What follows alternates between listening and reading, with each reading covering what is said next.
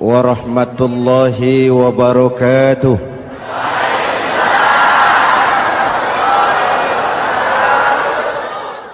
Alhamdulillah wassalatu wassalamu ala rasulillah Sayyidina Muhammad ibn Abdullah wa ala alihi wa sahbihi wa mawalah, amma ba'du. Saudara-saudara kaum muslimin di seluruh tanah air, hari-hari pada minggu akhir Ramadan kita bersama-sama menyaksikan sebuah fenomena tentang pindahnya kegiatan umat dari masjid ke pasar, dari masjid ke terminal, dari masjid ke stasiun, dari masjid ke bandara. Apa boleh buat, itulah wajah kita. Bahwa lebaran artinya mudik, bahwa lebaran artinya baju baru dan makanan. Lebaran berbeda dengan Idul Fitri. Lebaran adalah tradisi yang setiap kita boleh ikutan. Siapa saja boleh ikut lebaran, tapi tidak tiap orang bisa merayakan Idul Fitri. Mau puasa atau tidak puasa, boleh lebaran. Tidak dilarang sama petugas keamanan. Mau ibadah Ramadan atau tidak melaksanakan ibadah Ramadan, boleh ikut lebaran. Tapi tidak berarti merayakan Idul Fitri, karena selalu ada kos dari apa saja yang kita lakukan. Saya mau cerita, mau dengar nggak? Ada dokter gigi, dokter baru. Satu sore praktek, pasiennya 4 orang nunggu duduk jejeran. Dipanggil pasien pertama, diperiksa, berlubang giginya, dicabut tanpa dibius. Namanya dokter baru. Pasien ini teriak, aduh sakit dok, tidak kuat, sakit. Teriakannya keras sekali. Pasien yang 3 orang yang nunggu gemeter, lari semua. Selesai dicabut, diobati, selesai, tanya, sudah selesai dok? Sudah mas. Berapa biayanya? 200.000.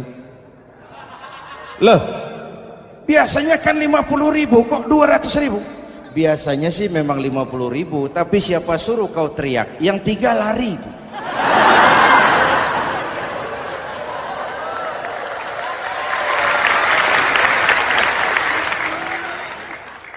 Cerita pendek ini ingin berpesan kepada kita, selalu ada ongkos yang harus kita bayar dari apa saja yang kita lakukan. Mau ibadah atau tidak, mau jadi orang baik-baik atau jadi bajingan paling tengik, mau berbuat salah atau berbuat soleh, selalu ada kosnya, selalu ada ongkosnya. Kita bicara kembali kepada fitrah, Idul Fitri. Bagaimana caranya? Pertama, saya ingin mengutip bagian pendek dari ayat 185 Al-Baqarah. Walitukmilul iddata walitukabbirullaha ala ma hadakum wala'allakum tashkurun. Ada 4 hal dari cuplikan ayat pendek ini. Pertama, walitukmilul iddata, hendaknya engkau sempurnakan jumlah bilangan hari puasamu. Berpuasa sebulan penuh. Sebulan penuh itu bisa 29, bisa 30. Pak, kalau beda pendapat bagaimana? Ada yang lebaran tanggal 5, ada yang lebaran tanggal 6. Hadirin, bagi yang punya kemampuan berijtihad, silahkan melakukan ru'yatul hilal. Bagi yang tidak, lebih aman ikut pesan Nabi. Apa pesan Nabi? Fa iza ikhtalaftum fa alaikum bis sawadil a'zam ma'al haqqi wa ahlihi. Kalau kamu berbeda pendapat, ikut golongan terbanyak yang benar dan ahlinya. Jadi walaupun banyak, kalau tidak benar dan bukan ahlinya, tidak usah ikutin. Banyak benar dan ahlinya. Contoh, 100 insinyur berbeda pendapat dengan 10 kiai tentang doa kunut. Yang diikuti pasti 10 kiai, bukan 100 insinyur. Betul?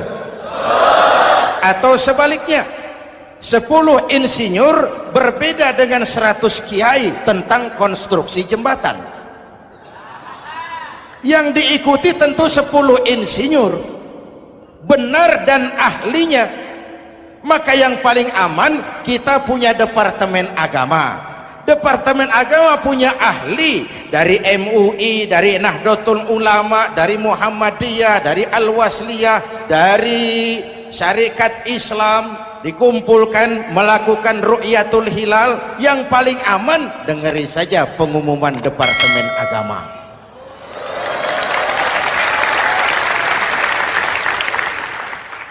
Tapi tetap menghormati mereka yang meyakini 1 Syawal jatuh pada tanggal 5. Beda boleh, marah jangan. Jelas? Saudara boleh suka tempe, tapi jangan menghina orang yang tidak suka tempe. Saudara boleh senang tahu, tapi jangan ngenyek karo wong yang senang tahu. Hadirin yang saya hormati, walitukmilul iddata, kalau mau kembali kepada fitrah, sempurnakan jumlah bilangan hari puasamu. Makna sempurnakan di sini 2, sempurnakan 1 bulan penuh dan sempurnakan semangat puasamu. Walaupun Ramadan berakhir, puasa jangan selesai. Kenapa? Tangan kita masih tetap terus puasa dari mengambil yang bukan milik kita. Lidah kita walaupun Ramadan sudah selesai tetap berpuasa dari memfitnah dan menggunjing orang lain. Kaki kita walaupun Ramadan sudah selesai tetap puasa dari berjalan ke tempat yang tidak baik. Perut kita tetap berpuasa dari kemasukan barang-barang yang haram. Sempurnakan semangat puasamu. Sikap disiplin, sikap jujur, merasakan kehadiran Allah dekat dalam hidup.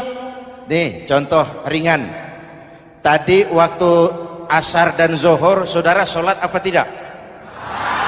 Sholat. Waktu sebelum sholat kan berwudu, ketika berwudu kan berkemur. Umpama waktu berkemur itu saudara korupsi,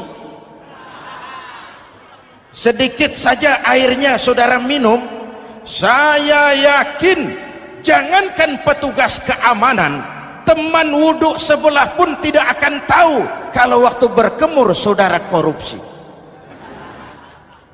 Kalau selesai Ramadan ini diterjemahkan, insya Allah negara kita bersih, berkurang korupsinya.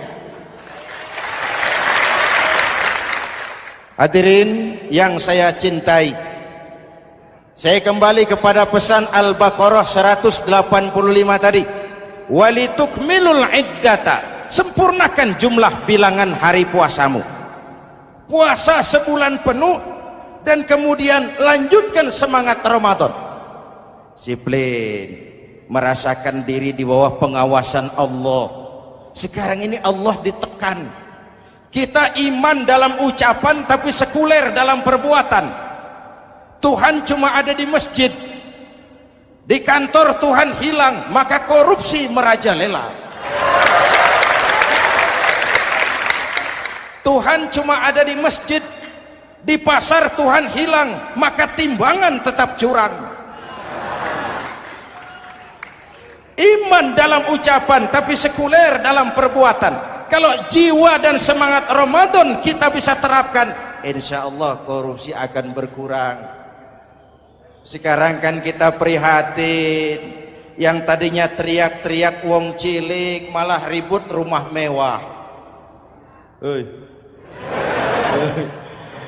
Yang tadinya teriak-teriak rakyat kecil, sekarang malah ribut soal villa 5 miliar.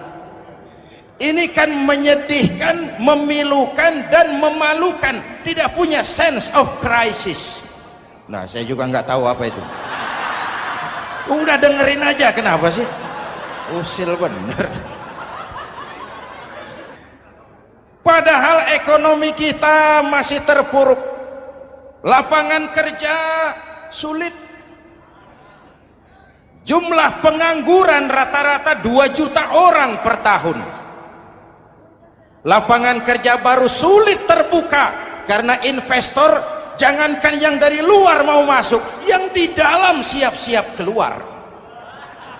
Terakhir kita dengar Sony, pabrik elektronik besar, mau cabut lagi, pindah invest ke Taiwan, menyusul pabrik silet yang di Ciputat itu. Ketika ditanya apa investasi di Cina lebih murah, tidak, dia bilang lebih mahal, cuma lebih pasti. Di Indonesia murah, cuma mejanya kebanyakan, biaya siluman, namanya siluman gak karu-karuan, keluar uang banyak, urusan tidak pasti, capek. Disahkan undang-undang penyiaran yang justru ditolak oleh masyarakat penyiar sendiri. Industri penyiaran bakal kolaps karena sekarang ini boro-boro mereka industri televisi mau break even point, mau pulang modal, dengan ke depan bisa bangkrut. Akibatnya bisa kita pastikan, jumlah pengangguran makin bertambah. Hadirin yang saya hormati, kita memang setuju jangan terlalu mengadopsi siaran-siaran televisi dari luar, kita harus punya filter. Tapi pada sisi yang sama, kita juga harus memperhatikan lapangan kerja buat rakyat kita ini.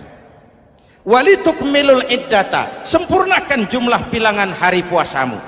Kalau jumlah hari puasa sudah sempurna, tuntunan yang kedua dari Al-Quran, walitukabbirullah, hendaknya engkau agungkan nama Tuhanmu. Takbiran. Takbiran itu bisa sendiri, bisa berjamaah, bisa di rumah, bisa di masjid, bisa di surau, bisa dengan pawai keliling, asal dilaksanakan dengan tertib dan tidak mengganggu lalu lintas umum. Prakteknya yang terjadi, pawai keliling itu mengganggu ketertiban umum, perang petasan, mengganggu lalu lintas, terjadi macam ada yang takbiran bawa bendera partai. Innalillahi wa inna ilaihi rajiun. Ini takbir politik. Hadirin yang saya hormati, kalimat takbir dalam kondisi kita, saya ingatkan kepada satu ungkapan Bung Tomo.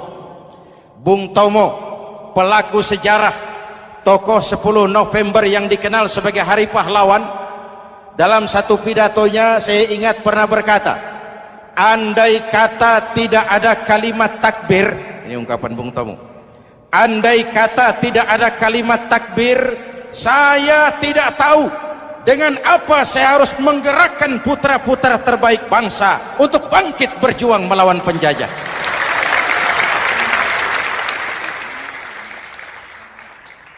Ketika Allahu Akbar, itu londo kelihatannya kecil, meriam nggak meleduk. Dahulu orang-orang tua kita cuma ada 2 kata, merdeka atau mati. Tidak berpikir nanti kalau menang dan merdeka saya jadi wali kota di mana.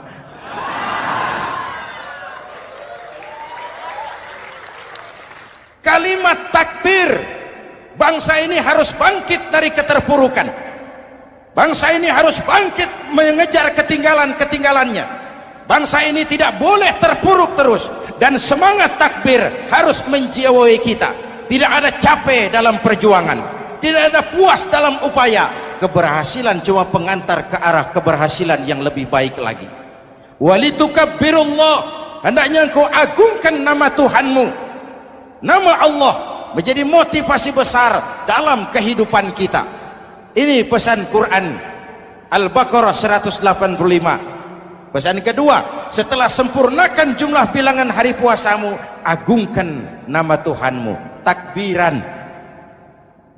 Kalimat takbir sendiri kalau kita lihat pada kalimatnya ada kata la ilaha illallah wahdah sadaqa wa'dah wa nasara 'abdah wa a'azza jundah wa hazamal ahzaba wahdah. Tidak ada Tuhan selain Allah, esa, tidak beranak, tidak diperanakan, wahdah, tidak bisa diumpamakan dengan apapun. Sadaqa wa'dah, Allah yang maha menepati janjinya. Wa nasara 'abdah, Allah yang maha menolong hambanya. Kalau bukan kebesaran Allah, berat berjuang Ramadan ini melawan musuh yang tidak nyata. Puasa itu kalau olahraga golep. Benar Pak, kalau tinju lawannya kelihatan. Betul. Sepak bola musuh kelihatan, bulu tangkis kelihatan, golf siapa musuhnya? Itulah puasa, menghadapi musuh yang tidak kelihatan. Itu lebih berat daripada perjuangan mengangkat senjata, lebih berat daripada berjuang mengorbankan harta. Tapi kalau di bulan Ramadan saja Rasulullah menang dalam perang Badar, itu harus jadi sumber motivasi. Dengan kalimat takbir, dengan keagungan Allah, bangsa Indonesia harus bangkit dari keterpurukan. Ibu bapak hadirin yang saya hormati, jadi bukan akhir Ramadan lalu sibuk beli baju. Boleh, tapi bukan itu yang utama. Laisal id bilibasin jadid walakinnal id bita'atin yazid. Idul Fitri bukan pakaian baru. Idul Fitri adalah ketaatan yang meningkat, yang telah ditempa, digojlok, digembleng oleh Ramadan. Jadi kalau Ramadan rajin baca Quran, lalu selesai Ramadan sayonara Quran, latihan tidak berhasil. Ramadan rajin ke masjid, selesai Ramadan selesailah ke masjid. Awal Ramadan full house sampai ke halaman, akhir Ramadan cuma imam berdua tikar. Masjid kembali senyap, padahal masjid adalah pusat kegiatan umat.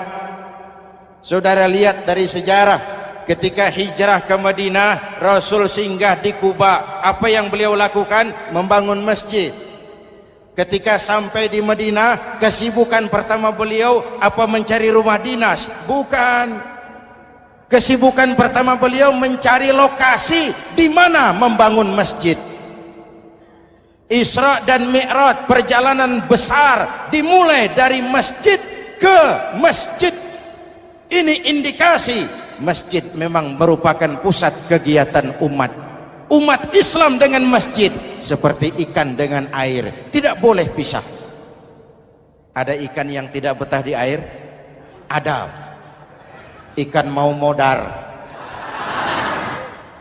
Kalau umat sudah mulai menjauhi masjid, jiwanya yang akan mati.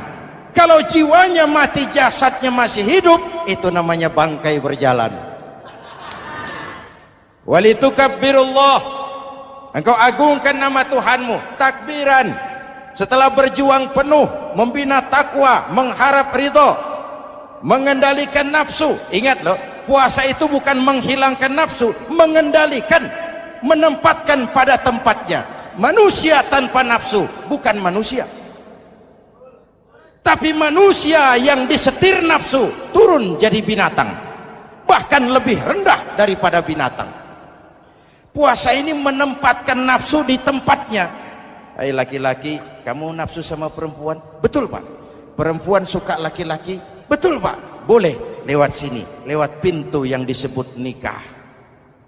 Ini nafsu disalurkan lewat pintu yang disebut nikah. Jangan seperti ayam kawin tiap malam, nikah tidak mau.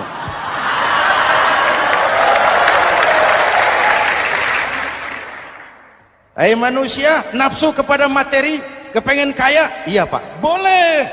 Usaha yang halal, jual beli yang halal. Wa ahallallahu al-bai'a wa harrama riba. Allah halalkan jual beli. Jangan ingin kaya lalu makan renten, ingin kaya lalu korupsi, ingin kaya lalu buka peternakan tuyul. Manusia ingin berkuasa, boleh, tapi tetap punya etika dan moral. Jangan ingin berkuasa lalu fitnah, ingin berkuasa lalu mengadu domba orang, ingin berkuasa lalu menghalalkan segala cara. Puasa menempatkan nafsu pada tempatnya. Manusia yang dikendalikan nafsu lebih puas daripada binatang. Saya punya ungkapan lama, sebuas-buasnya kerbau makanannya tetap rumput. Saya belum pernah dengar ada kerbau terlalu buas lalu makan roti. Betul? Tapi manusia kalau sudah dikendalikan nafsu, manusia bukan cuma makan nasi, aspal, semen, kertas, minumnya solar, jauh lebih buas daripada binatang. Inilah puasa, arep nguwong ke wong, agar manusia itu jadi dirinya, fitrahnya, jangan dikendalikan oleh nafsu. Kita ini sudah diciptakan fi ahsani taqwim. Masya Allah. Hadirin, yang ketiga pesan Al-Baqarah 185 tadi, setelah sempurna jumlah bilangan hari puasa, lalu mengumandangkan takbir, membayar zakat fitrah. Kenapa itu kita lakukan? Mengagungkan nama Allah, ala ma hadakum, agungkan nama Allah yang telah memberikan hidayahnya kepadamu. Masya Allah nih, hidayah, kita bersyukur. Hidayah ini hak prerogatif Allah, diberikan kepada siapa saja yang dikehendaki oleh Allah. Kita bisa lihat dalam sejarah, ada anak Nabi tidak mendapat hidayah, tidak terpanggil mengikuti kebenaran yang disampaikan oleh bapaknya, namanya Kan'an, putra Nabi Nuh. Ada ayah Nabi bernama Azar, ayah Nabi Ibrahim, putranya penegak tauhid, ayahnya produsen berhala. Ada istri Nabi, istrinya Nabi Lut, tidak mendapat hidayah, tidak terpanggil mengikuti kebenaran. Lalu Abu Jahal, Abu Lahab, paman Nabi, melihat Nabi, menyaksikan mukjizat, mendengar wahyu, melihat tutur kata Nabi, hidayah tidak datang kepada dia, maka mereka tidak terpanggil mengikuti kebenaran. Kita alhamdulillah keponakan Nabi saja bukan, mendapat yang namanya hidayah ini harus kita pelihara, kita jaga baik-baik, karena ini merupakan hak prerogatif Allah. Yahdi man yasha, diberikan kepada siapa saja yang dikehendakinya. Hadirin, sembari kita mengambil pelajaran tentang Kan'an yang tidak dapat, putra Nabi Nuh. Ini saya ngambil bagian cerita sejarah. Masih mau dengar? Nabi Nuh diberi umur 950 tahun, berdakwah sepanjang hidup. 800 tahun beliau dakwah, dapat pengikut tidak lebih 80 orang, rata-rata 10 tahun satu. Yang dihadapi ini umat yang kurang ajar, bandel, bajingan, tengik. Kalau diceramahi, telinganya ditutup dengan tangannya. Ini saking kurang ajarnya ini umat. Diberikan dakwah, telinganya ditutup dengan tangan. Nabi Nuh ketika di puncak kesabarannya munajat, ya Rabb, bagaimana Nuh? Siang malam saya berdakwah kepada umat ini, saya sampaikan risalahmu, saya canangkan seruanmu, saya sampaikan ajaranmu. Inni da'autu qaumi lailan wa nahara, siang malam saya berdakwah kepada umat. Wa inni kullama da'autuhum ja'alu asabi'ahum fi adhanihim, tiap kali saya sampaikan dakwah kepada mereka, mereka tutup telinganya dengan tangannya. Saya tidak sanggup menghadapi umat seperti ini, ya Allah. Habis mau kamu bagaimana Nuh? Sikat saja sudah semua ini. Bikin mati saja. Nanti kalau punya anak, anaknya kafir lagi. Lebih baik bapak moyangnya, mbah-mbahnya sikat semua. Rabbi la tazar 'alal ardi minal kafirina dayyara. Jangan disisakan orang kafir. Habisin semua. Itu mau kamu? Iya. Buat kapal Nuh, nanti aku turunkan banjir. Dengan apa saya membuat kapal ya Rabb? Pakai kayu Nuh. Kayunya dari mana ya Rob? Dari pohon tentu. Pohonnya belum ada ya Rob. Tanam dulu Nuh. Membuat kapal kayunya nanam pohon dulu. Apa artinya? Perjuangan bukan simsalabim abragedabra. Perjuangan bukan makan lombok. Ini hari dimakan, ini hari pedas. Perjuangan itu proses. Ada keringat, ada air mata, ada darah, tempo-tempo nyawa. Itulah perjuangan. Sudah pohon ditebang, buatkan kapal di tengah kampung. Umat unjuk rasa lagi. Nuh makin gila. Bikin kapal di tengah kampung, mau belayar kemana? Selesai Nuh, selesai ya Rob. Naik. Orang-orang yang beriman bersamamu naik. Binatang serba sepasang naik. Naik Nuh, naik orang beriman naik. Binatang serba sepasang. Gerimis mulai turun. Setelah kapal semua terisi, Nabi Nuh kontrol. Sudah naik semua? Sudah. Nuh, Mas Bejo ada? Ada. Mbok Painem naik sudah masuk. Oke. Kanan anak saya ikut tidak naik kapal. Kami tidak lihat Nuh. Turun ke bawah. Ada Kanan. Kami tidak lihat Nuh. Naik ke atas buritan. Kelihatan Kanan tidak ikut naik kapal. Kumpul bersama orang kafir di daratan. Inilah potret kehidupan. Kumpul dengan orang-orang kafir. Berapa banyak anak-anak kita tidak mau ikut orang tuanya ke masjid. Kumpul dengan orang-orang kafir di tempat maksiat. Nuh karena sayang kepada anak. Dari atas kapal memanggil, ya bunayyar kam ma'ana. Ya, ini bahasa orang manggil Pak. Kanan, kesini nak, naik kapal sama papi. Ini terjemahan bebas. Jawab Kanan di bawah, tidak mau Pak, saya di sini saja. Jangan nak, Allah sedang murka, akan turun banjir. Kalau datang banjir Bapak, sa'awi ila jabalin ya'simuni minal ma. Saya akan naik ke gunung tinggi yang bisa menyelamatkan saya dari banjir. Kanan naik ke gunung tinggi, gunung pun tenggelam dihantam banjir. Dalam puncak kepedihan, Nabi Nuh akhirnya sadar. Ya Allah, kalau orang kafir tenggelam, memang saya yang minta, tapi Kanan kan anak saya. Nuh, anggap Kanan bukan anakmu. Wa innahu amalun ghairu salih. Nuh sadar, akhirnya bilang, ana urid wa anta turid wallahu fa'alun lima yurid.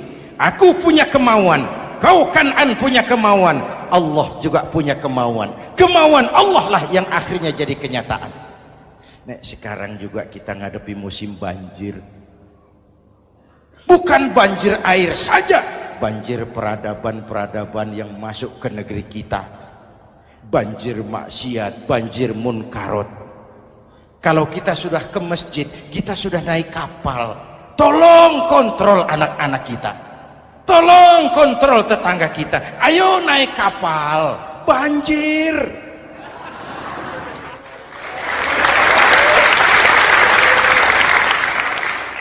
Ditutup ayat ini dengan wala'allakum tashkurun.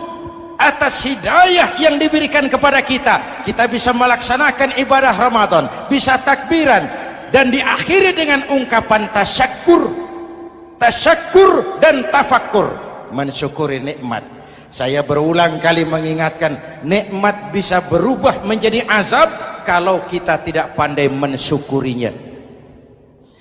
Bayangkan Pak, tahun 87-an kita itu jadi negara yang berswasembada pangan. beras kita cukup untuk rakyat kita. Sekarang kita jadi pengimpor beras terbesar.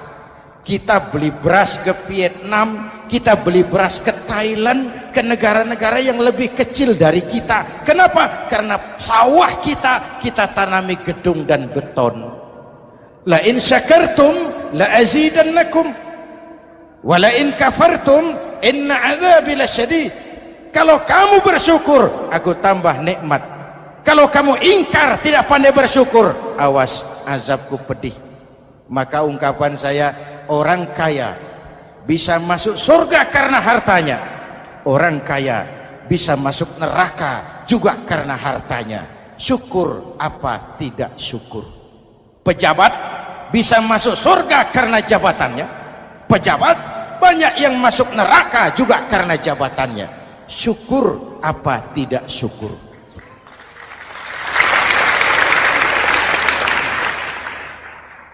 Orang alim, kiai bisa masuk surga karena ilmunya. Orang alim pun bisa masuk neraka lebih dulu dari penyembah berhala juga karena ilmunya. Syukur apa tidak syukur? Kasih jabatan sebagai pemimpin lalu menyadari sayyidul qaumi khadimuhum. Pemimpin suatu umat adalah pelayan bagi umat itu. Pelayan harus melayani, bukan minta dilayani. Selama ini kita memandang jabatan itu jalan pintas menuju kaya. Jabatan itu artinya kekuasaan dan fasilitas. Maka yang lahir rampok-rampok baru.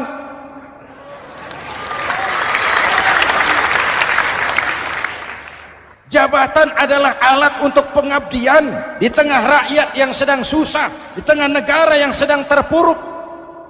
Kita memerlukan pemimpin-pemimpin yang sadar sayyidul qaumi khadimuhum. Pemimpin suatu kaum adalah pelayan bagi kaum itu sendiri.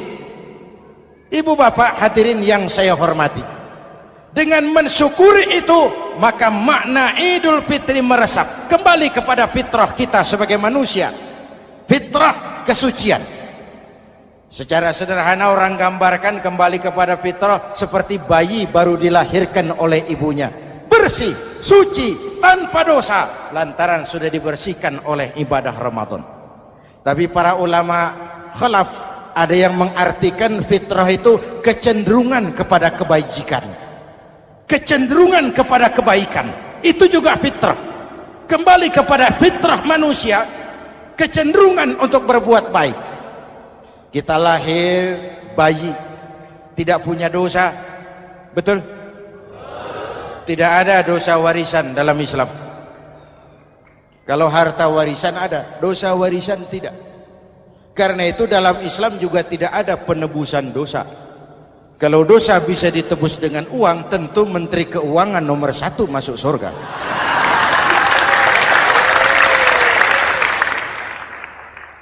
Dosa dalam Islam ditebus dengan taubat, langsung kepada Allah, sonder calo.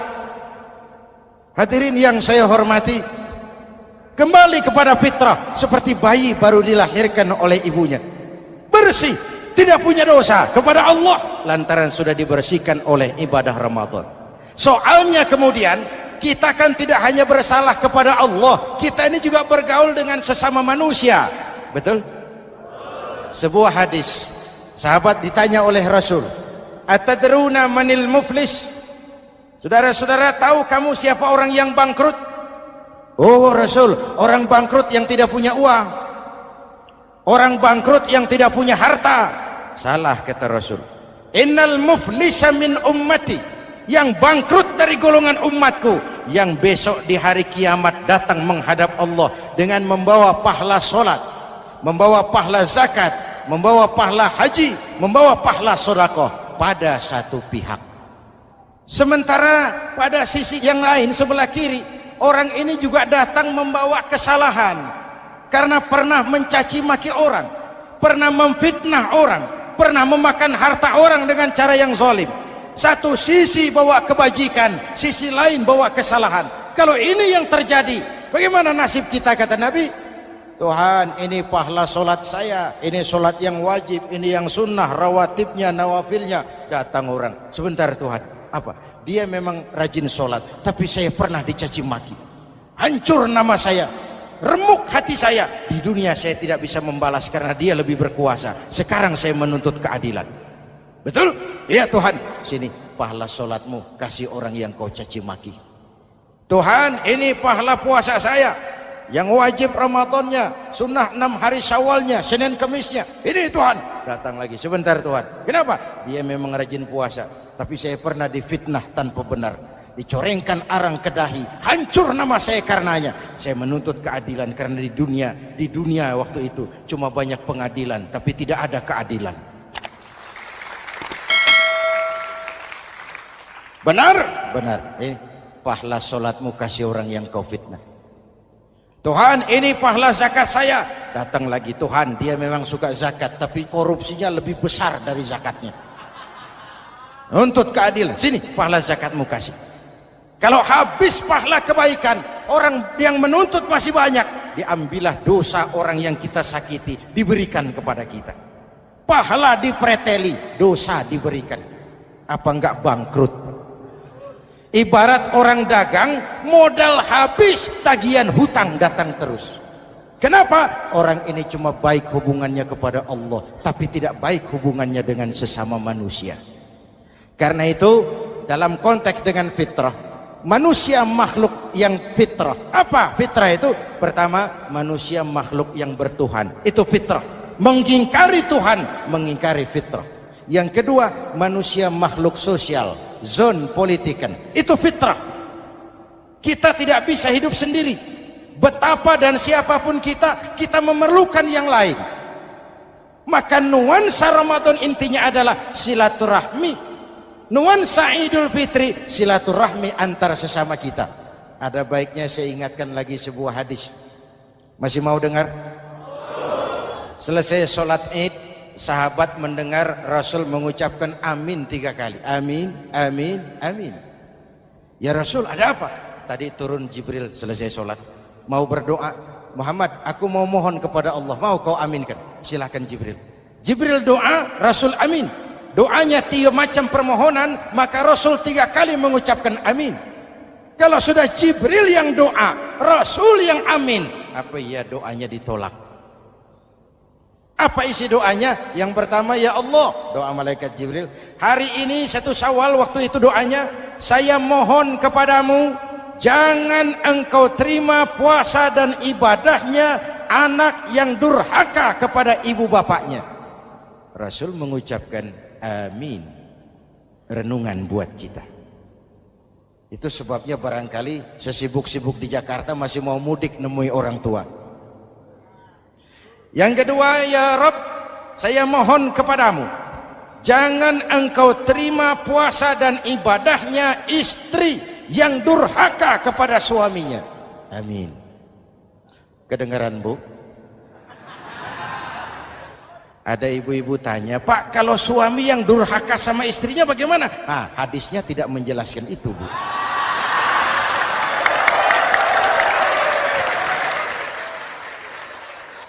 Lo menang sendiri. Yang jelas suami itu presiden rumah tangga, dimintakan tanggung jawab tentang istrinya. Nah, istri swargo manut neraka kadut. Ketika pulang Isra Mi'raj saja Rasul bercerita, aku diperlihatkan neraka. Neraka ya Rasul? Iya. Lalu aku lihat isinya kok kebanyakan perempuan. Perempuan. Laki bagaimana? Laki juga tidak sedikit. Cuma kebanyakan perempuan. Ya Rasul, apa mereka tidak sholat? Sholat. Apa mereka tidak ngaji? Oh, rajin mereka sama suaminya. Kenapa banyak mereka di sana? Rasul senyum dan menjawab, hunna yakfurnal asir. Umumnya perempuan kurang bisa terima kasih sama suaminya.